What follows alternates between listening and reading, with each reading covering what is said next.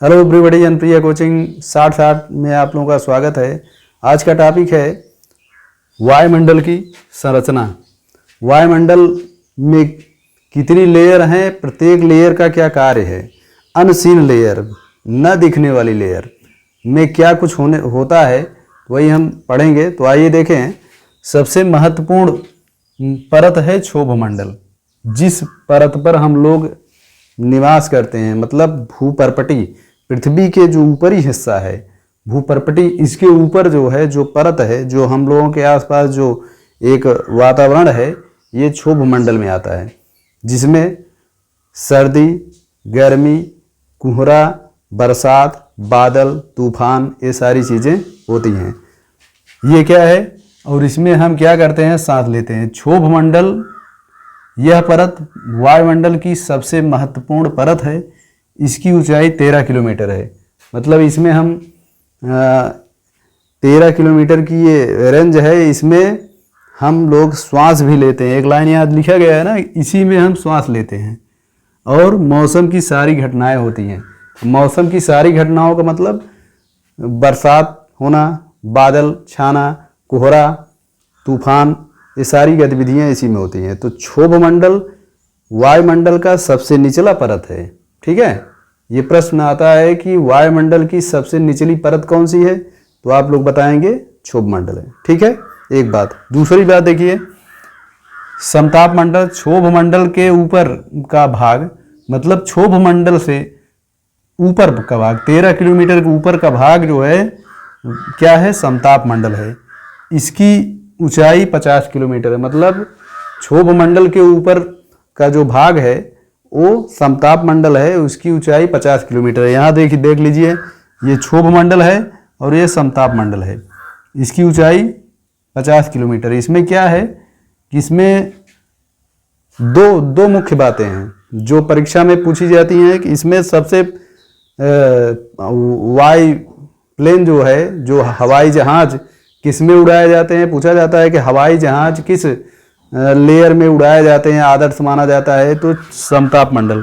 और समताप मंडल में ही क्यों उड़ाए जाते हैं, यही एक ऐसा मंडल है जिसमें बादल, कोहरा, ये सब चीज़ें आप नहीं देखेंगे।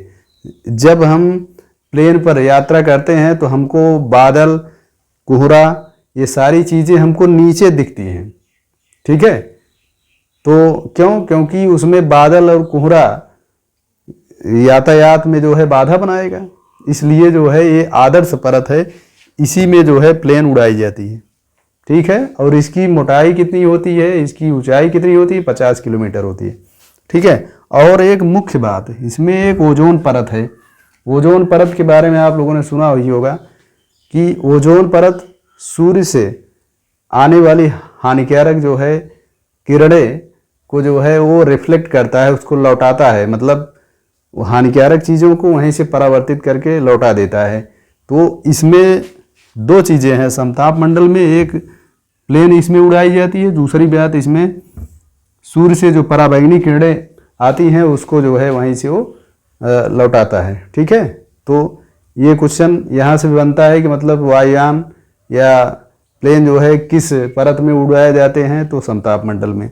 ओजोन परत किस में है, समताप मंडल में। ठीक है, अब तीसरे नंबर पर है मध्यमंडल। मध्यमंडल वायुमंडल की तीसरी परत है। मध्यमंडल वायुमंडल की तीसरी परत है, जिसकी मोटाई कितनी है, 80 किलोमीटर है। कितनी है, 80 किलोमीटर है।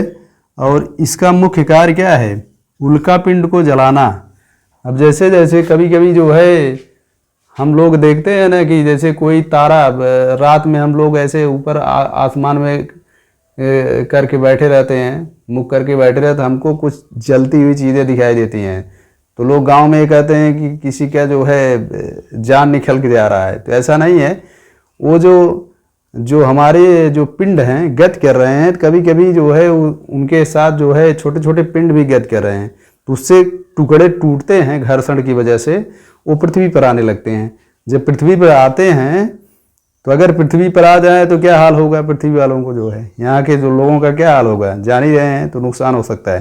तो वो आता है कि यहीं आते आते, यहाँ से आकाश से आ रहा है, यहीं आते आते ये जो है नष्ट हो जाता है। मतलब ये मध्यमंडल में आके यहीं समाप्त हो जाता है, हम लोगों के आसपास नहीं पहुंच पाता है, हम लोगों के निवास स्थान यहाँ है, यहीं समाप्त हो जाता है। ठीक है, तो मध्यमंडल का ये कार्य है, सोचिए कितना महत्वपूर्ण कार्य है। सब अपना कार्य बहुत शिद्दत से करते हैं, नहीं तो नुकसान हो जाता है।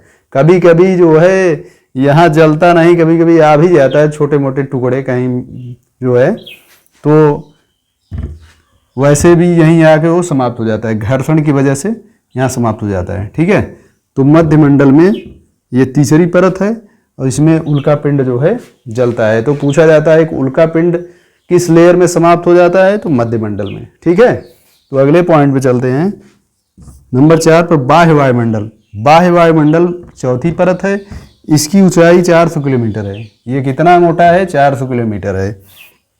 इसमें रेडियो संचार जो हम लोग रेडियो संचार, जैसे हम लोग रेडियो वहाँ से प्रसारण हुआ तो सीधा वो जो है यहाँ भेजा जाता है। मतलब अगर धरती से ही प्रसारण हो के पहले यहाँ भेजा जा रहा है, फिर ये रिफ्लेक्ट होकर फिर यहीं हम लोगों को जो है सुनाई देता है।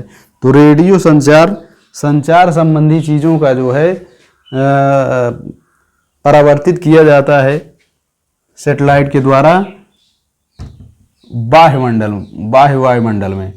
ठीक है, क्योंकि यहाँ जो है रिफ्लेक्ट होता है, कोई लेयर कोई मतलब परावर्तित करने की चीज़ें नहीं होती, इसलिए यहाँ से आसानी होती है। तो बाह्य वायुमंडल में रेडियो संचार के लिए उपयोग किया जाता है।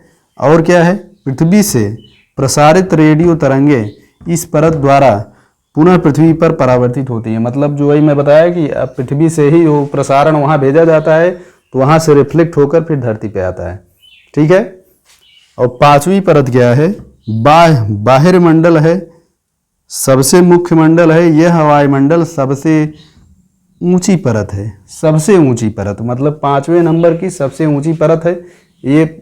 ये जो है 400 के ऊपर जो है, ये ऊपर पूरा अनंत है। ठीक है, इसमें क्या होता है कि इसमें हाइड्रोजन और हीलियम की हल्की जो है गैसें होती हैं जो वो तैरती रहती हैं। ठीक है, तो यहाँ से क्वेश्चन कहाँ बनता है, देखिए पहला क्वेश्चन बनता है। अब देखिए पर्वत सब इसी में आ जाएंगे, जो आपका माउंट एवरेस्ट है, K2 है, तमाम जो है बड़ी पहाड़ियाँ हैं, सब क्षोभ मंडल में हैं। मतलब जितनी चीज़ें हैं वातावरण में जो हम देख रहे हैं सब क्षोभ मंडल का हिस्सा है। ठीक है, तो पर्यावरण की सारी गतिविधियाँ मैं बता ही दिया। तो इसमें क्वेश्चन कैसे पूछा जाता है कि वायुमंडल की सबसे निचली परत क्या है, क्षोभ मंडल लगाएंगे आप। वायुमंडल की सबसे ऊपर की परत क्या है, बहिर्मंडल लगाएंगे। तीसरा क्वेश्चन पूछा जाता है वायुमंडल में ओजोन परत किस परत में विद्यमान है, तो समताप मंडल में है। ठीक है, और रेडियो का प्रसारण किस मंडल से होता है, बाह्य वायुमंडल से होता है। और उल्का पिंड किस में जल जाते हैं, मध्यमंडल में जल जाते हैं। ठीक है, तो ये सारे क्वेश्चन अलग अलग परीक्षाओं में आए हैं, इसलिए मैं इसको लिया हूँ। तो आप लोग इसको 1-2 बार देखिएगा और इसको समझने की कोशिश करिएगा। ठीक है, तो यदि हमारे चैनल पर आप लोग नए हैं तो चैनल को सब्सक्राइब करें, दूसरे छात्रों को शेयर करें, क्योंकि ये उपयोगी वीडियो है। और लाइक शेयर